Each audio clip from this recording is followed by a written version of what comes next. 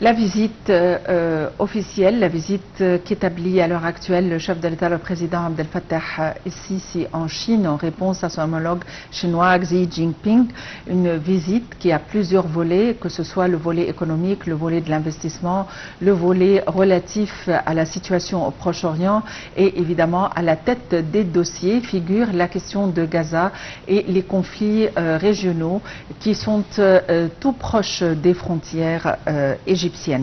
Évidemment, une relation étroite relie l'Égypte à la Chine et un autre étendu, celui l'étendue qui est l'étendue arabe, parce que un pont d'entente a été érigé il y a plusieurs années. Il y a eu un colloque ou une conférence reliant la jeunesse arabe à la jeunesse chinoise pour initier les nouvelles générations, pour qu'elles se connaissent, pour qu'ils échangent ensemble leurs soucis.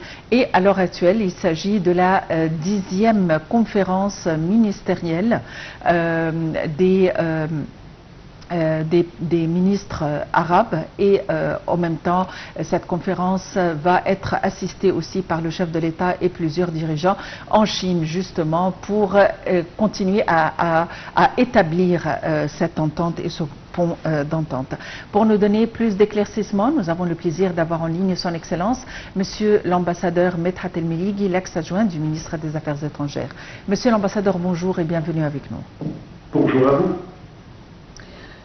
Excellence, on commence par l'agenda présidentiel qui est quand même chargé entre un sommet entre les deux leaders, Fattah el-Sisi et Xi Jinping, également des cérémonies. Le chef de l'État était en train de décorer le soldat inconnu. Parlez-nous un petit peu des points les plus importants de l'agenda présidentiel et de la valeur de cette visite du chef de l'État en Chine. Bon, premièrement, est bien dans un moment très crucial en ce qui concerne la situation politique au Moyen-Orient, notamment en ce qui concerne le génocide perpétré par l'armée israélienne contre le peuple palestinien. Il est très important de voir que les deux leaders et les deux pays ont donné une importance très claire à cette visite, que ce soit sur le volet économique, commercial et certainement aussi le volet politique. Il est à noter que, de mon propre point de vue, en tant qu'analyste en ce moment, je trouve qu'il devrait y avoir beaucoup plus de pays arabes présentés dans ce sommet qui se tiendra le jeudi.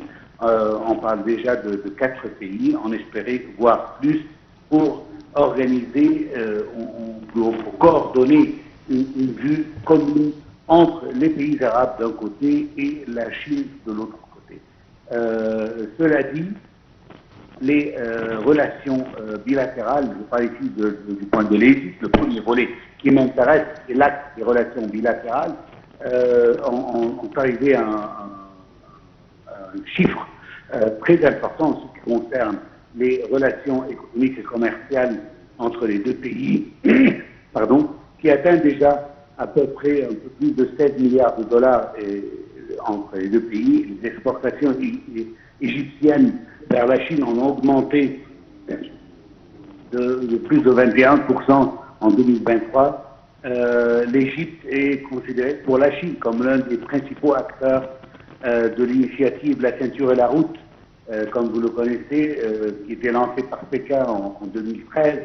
Alors, je vois que les relations entre les deux pays sont en train de s'améliorer, aussi de se développer, et cela donne, je pense, une pression qui sera très importante durant les pourparlers, de sorte qu'on peut achever de meilleures coopérations entre les deux pays. N'oublions pas que l'Égypte est un membre du BRIC, dont la Chine est un des acteurs les plus importants de ce groupe économique, et on attend que cela va être concrétisé dans de meilleures relations entre les deux pays vis-à-vis la coopération et le développement économique. Excellence, Monsieur l'ambassadeur, l'Égypte et la Chine, ou la Chine a signé en fait un accord d'usufruit, un accord d'usage avec la zone industrielle du canal de Suez, un accord selon lequel ces deux très grandes entreprises chinoises pourraient profiter de cette zone industrielle pendant 10 ans. Dans quelle mesure pensez-vous que cette démarche pourrait être fructueuse pour les deux parties? Comme vous le savez, cette zone industrielle est très importante pour l'Égypte. C'est un projet grandiose que l'Égypte envisage pour pouvoir, pas seulement avec la Chine, mais avec beaucoup d'investisseurs étrangers, pouvoir attirer plus d'investissements. Et c'est pour cela que l'Égypte tient, dans cette visite et même avant, de trouver plus de collaborateurs et d'investisseurs qui veulent travailler dans cette zone. C'est un des projets les plus importants dans cette région unique dans le monde et que l'Égypte essaye de développer. Et je pense que la Chine est un des pays les meilleurs placés pour pouvoir échanger avec l'Égypte. Je trouve que ici les relations bilatérales, économiques, c'est eux qui vont mettre je veux dire que la position d'investissement dans cette région sera influencée par de nombreuses considérations, mais la plus importante, c'est l'importance économique de cela, et l'Égypte ne cesse pas d'améliorer les conditions de travail de sorte qu'on puisse attirer plus d'investissements. Cela dit, il est très important de noter aussi que durant cette visite, je pense que les pays arabes vont essayer de solliciter auprès de la Chine de jouer un rôle un peu plus important dans la question du Moyen-Orient. La Chine, qui est un des supporters et souteneurs les plus importants de la cause palestinienne, mais l'implication n'est pas à la même hauteur, par exemple, de l'implication américaine quand il s'agit d'Israël, par exemple. Alors on essaye que la Chine pourra jouer un rôle plus important pour chercher un équilibre peut-être perdu jusqu'à ce moment, étant donné que c'est une des puissances les plus grandes du monde, en l'absence un peu timide de nos partenaires et nos amis russes, étant donné qu'ils sont un peu envahis par leurs propres problèmes avec l'Ukraine.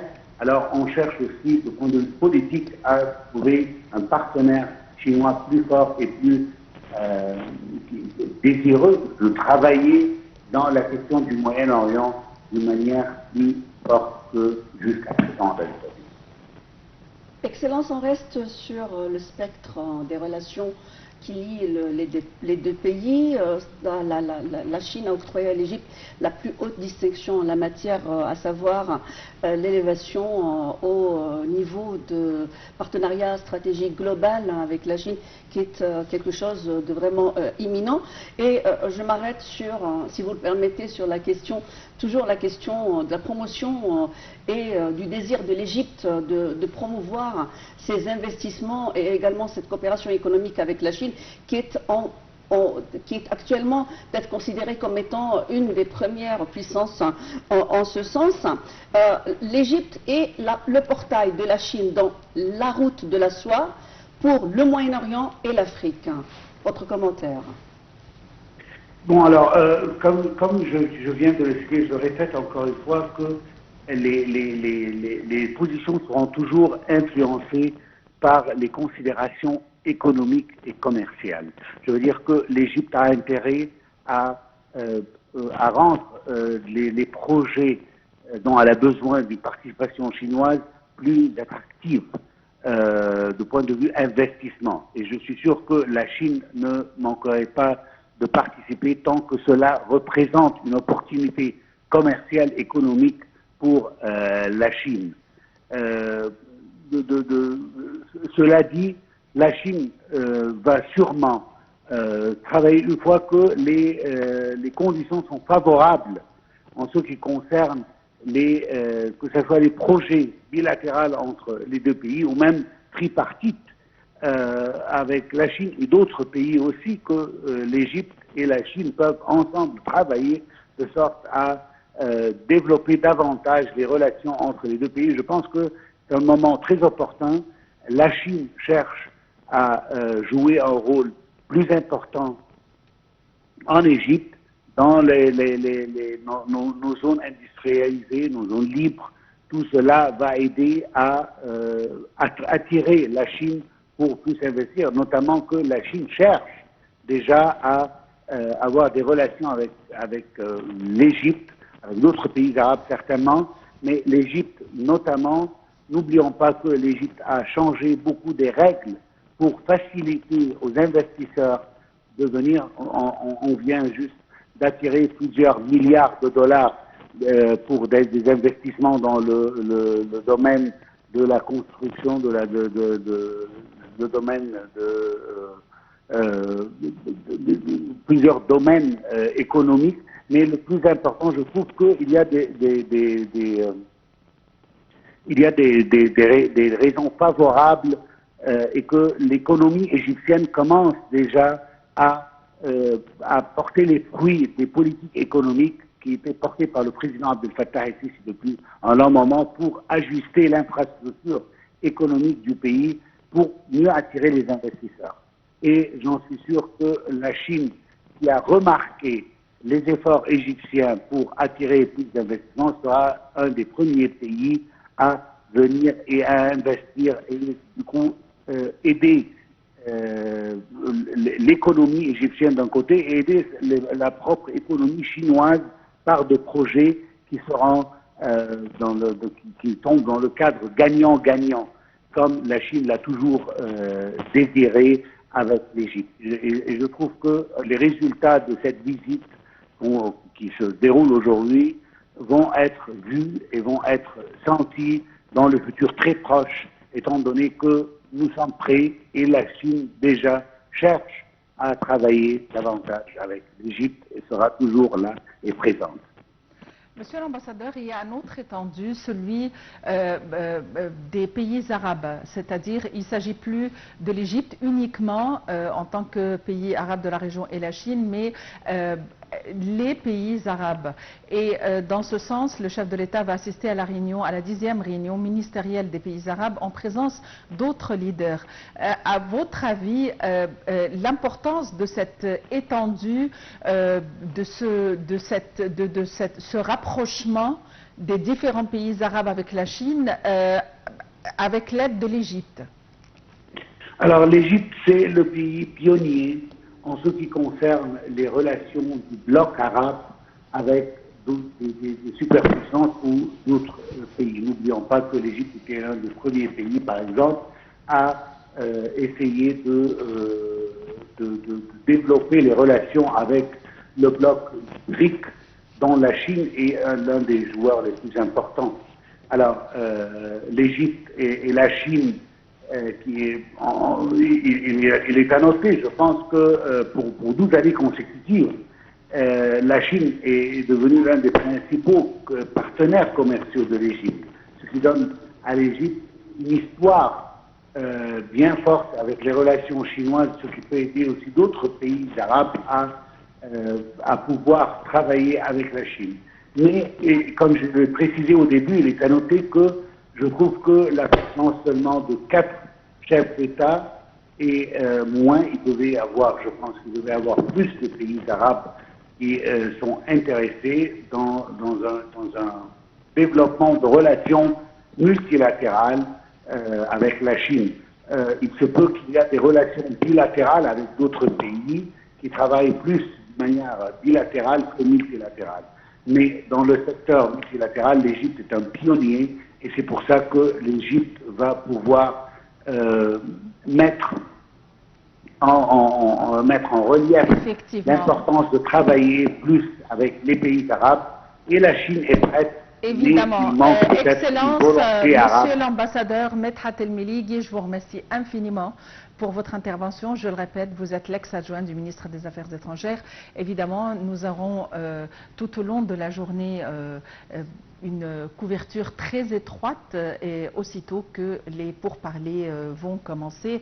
Nawal, nous avons 48 heures de précision vis-à-vis de cette question égypto-chinoise. Il ne me reste plus qu'à vous dire, de vous souhaiter de passer une excellente fin de journée en notre compagnie.